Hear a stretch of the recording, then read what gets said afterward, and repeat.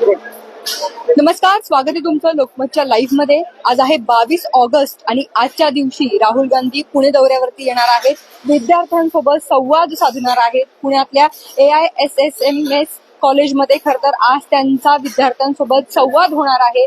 त्याची तयारी जी आहे मागील आठवड्याभरापासून या कॉलेजच्या मैदानावरती जी आहे ती सुरू आहे आणि आज अखेर तो दिवस आलेला आहे आणि कशा पद्धतीची ही तयारी आता अंतिम टप्प्यात आलेली आहे हेच या ठिकाणी पाहायला मिळत आहे.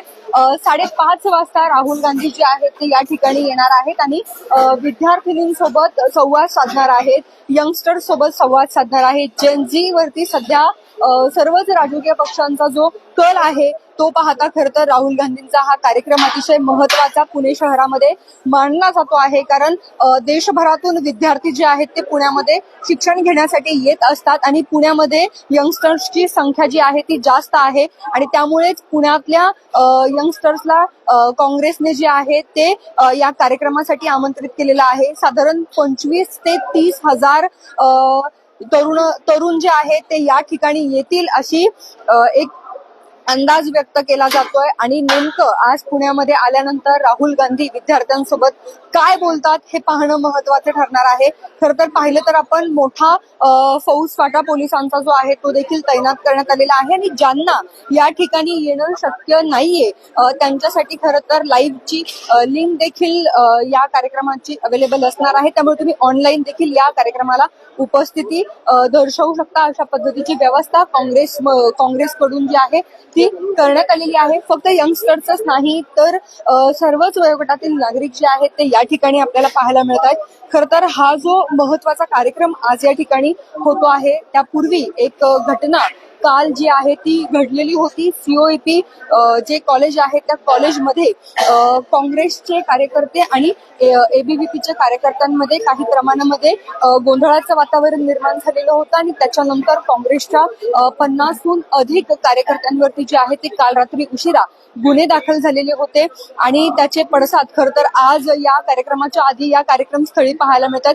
काँग्रेसचे वरिष्ठ नेते महाराष्ट्रातले ते मोठ्या संख्येने या कार्यक्रमासाठी मागील 3 ते 4 दिवसांपासून पुण्यामध्ये ठाण मांडून आहेत. प्रदेशाध्यक्ष हर्षवर्धन सपकाळ असतील, विजय वडेट्टीवार असतील, यशोमती ठाकूर असतील, नाना पटोले असतील, हे सगळेच जर आपण पाहिलं तर मागील 3 ते 4 दिवसांपासून पुण्यामध्ये ठाण मांडून असल्याचं पाहायला मिळतात. हा कार्यक्रम जास्तीत जास्त नागरिकांपर्यंत पोहोचावा यासाठी कार्यकर्ते जे आहेत ते प्रयत्नशील असल्याचं दिसत आहे. कॉलेजेस मधल्या विद्यार्थ्यांना आवाहन केलं जातंय की या कार्यक्रमाला उपस्थित राहा. मोठमोठाले पोस्टर्स लावलेले आहेत राहुल गांधींचे शहरभरामध्ये. त्या ठिकाणी एक स्कॅनर दिलेला आहे आणि त्या स्कॅनर मध्ये तुम्ही स्कॅन केल्यानंतर तुमची नोंदणी जी आहे ती या कार्यक्रमासाठी होईल अशी माहिती जी आहे ती कार्यकर्त्यांनी जी आहे ती विद्यार्थ्यांपर्यंत पोहोचवली होती. त्यामुळे अशा पद्धतीची माहिती जी आहे ती देण्यात आलेली होती. प्रशांत दादा आपल्यासोबत शहराध्यक्ष आहेत. दादा, काल एक घटना घडलेली आहे, त्या घटनेमध्ये आपण बघितलं की काँग्रेसच्या कार्यकर्त्यांवरती गुन्हे दाखल झाले. तर काय सांगाल? मुळात हे खोटे गुन्हे दाखल त्याचं कारण आहे की COEP मध्ये CCTV कॅमेरे ते फुटेज पुणे पोलिसांनी तपासावं. त्याचं कारण आहे की आमच्या 8-10 मुली, ज्या मुलीला हॉस्टेज करून ठेवलं, बंदी करून ठेवलं, तिला सोडवायला त्या ठिकाणी गेले. त्या ठिकाणी 150 ते 200 भाजपचे ABVPचे कार्यकर्ते आलेत. त्याच्यामुळं हा हल्ला हा भाजपच्या अर्थात ABVPच्या कार्यकर्त्यांनी केला. हा खोटा बनाव केला जातोय. मला खात्री आहे की आम्ही CCTV फुटेज या ठिकाणी मागू COEPचं.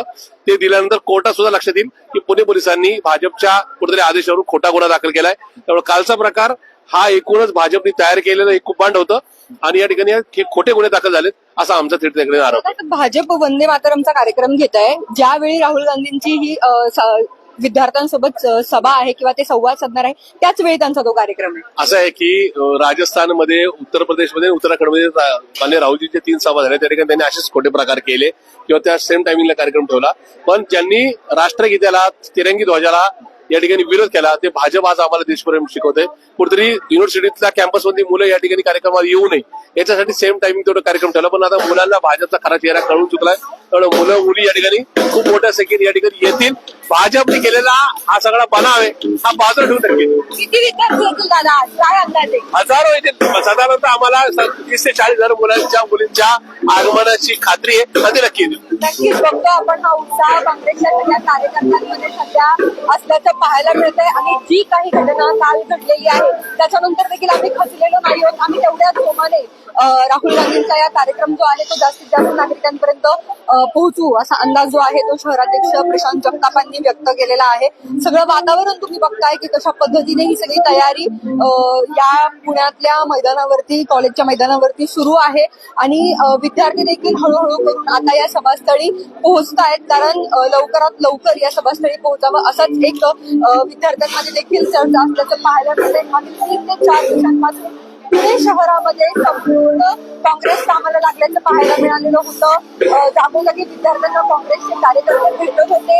या कार्यक्रमाला जास्तीत जास्त युवकांनी सहभाग घ्यावा अशा पद्धतीचं आवाहन जे आहे ते केलं जात आहे. त्यामुळे आजचा राहुल गांधींचा हा कार्यक्रम कशा पद्धतीने संपन्न होतो, राहुल गांधी नेमका आजच्या कार्यक्रमामध्ये यंगस्टर्सला काय संबोधित करतात या सगळ्या गोष्टी पाहणं महत्वाचे ठरणार आहे. पुण्याहून शकुंतला शेख, लोकमत.com.